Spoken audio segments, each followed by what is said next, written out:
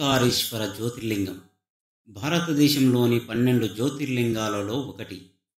ఇది మధ్యప్రదేశ్ రాష్ట్రంలో నర్మదా నది తీరాన ఉన్న ఓంకారేశ్వర ద్వీపం వద్ద ఉంది. ఓంకారేశ్వర్ ఖండ్వా జిల్లా, మధ్యప్రదేశ్. నర్మదా నది ఒడ్డున శ్రీ ఓంకారేశ్వర స్వామి లింగ రూపంలో శివుడు వెలిసిండు. ఓంకారేశ్వర్ అనే పేరు ఓం అనే పవిత్ర ధ్వనితో సంబంధించబడి ప్రత్యేకంగా ఉన్నది. ఎందుకంటే ఇది 2 భాగాలుగా విభజించబడి ఉంది. ఓంకారేశ్వర్ మరియు అమ్మలేశ్వర్ ఆలయాలు. ఇది భక్తులలో అత్యంత పవిత్రమైన స్థానంగా భావించబడుతుంది.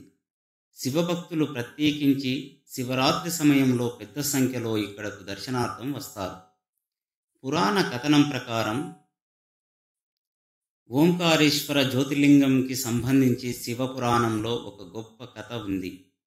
ఒకసారి మాంధాతరాజు శివునిపై భక్తితో తపస్సు చేశాడు. ఆయన భక్తిని మెచ్చి శివుడు అక్కడే జ్యోతిర్లింగ రూపంలో ప్రత్యక్షమయ్యాడని చెబుతారు. అదే ఓంకారేశ్వర జ్యోతిర్లింగం. ఇంకో కథ ప్రకారం ఒకసారి దేవతలు అసురులు యుద్ధం చేస్తుండగా వారు శివుని పూజించారు. శివుడు ఓం ధ్వని రూపంలో అవతరించి వారిని రక్షించాడు. అందుకే ఈ స్థలానికి ఓంకారేశ్వర్ అనే పేరు వచ్చింది. అంటే ఓం అనే శబ్దరూపుడై ఈశ్వరుడు ప్రత్యక్షమయ్యాడు. ఓంకారేశ్వర ఆలయం పచ్చని కొండల మధ్య నదీ తీరాన ఉండి ప్రకృతి సౌందర్యం తేజోవంతంగా ఉంటుంది. ఆలయం శిల్పాలు గొప్ప నైపుణ్యంతో చెక్కబడింది. పురాతన శిలలతో నిర్మించబడిన గోపురాలు, శిల్పాలు చూపరులను ఆకట్టుకుంటాయి. ఈ ద్వీపం ఆకారం అక్షర ఓంలాగా ఉండటం విశేషం. ఇది నదిలో సహజంగా ఏర్పడినదే. అమ్మలేశ్వర్ లేదా అమలేశ్వరలింగం నదీ తీరంలోనే మరో ఆలయం. కొన్ని వాదనాల ప్రకారం ఇది కూడా జ్యోతిర్లింగంగా పరిగణించబడుతుంది.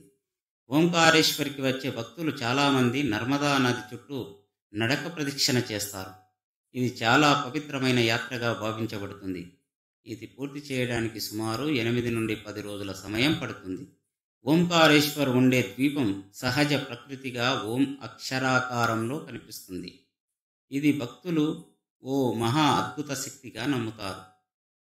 మహాశివరాత్రికి వేలాది భక్తులు హాజరవుతారు. శివుడికి అర్ధరాత్రి అభిషేకాలు, పూజలు జరుగుతాయి. కార్తీక పౌర్ణమికి నర్మదా నదిలో దీపోత్సవం జరుపుతారు.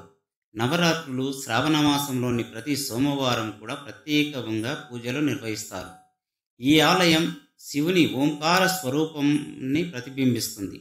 ఓం అనేది బ్రహ్మాండ రహస్యం, అన్ని మంత్రాల మూలధ్వని. అందుకే శివుడు ఇక్కడ ఓంకారేశ్వరుగా పూజించబడుతున్నాడు.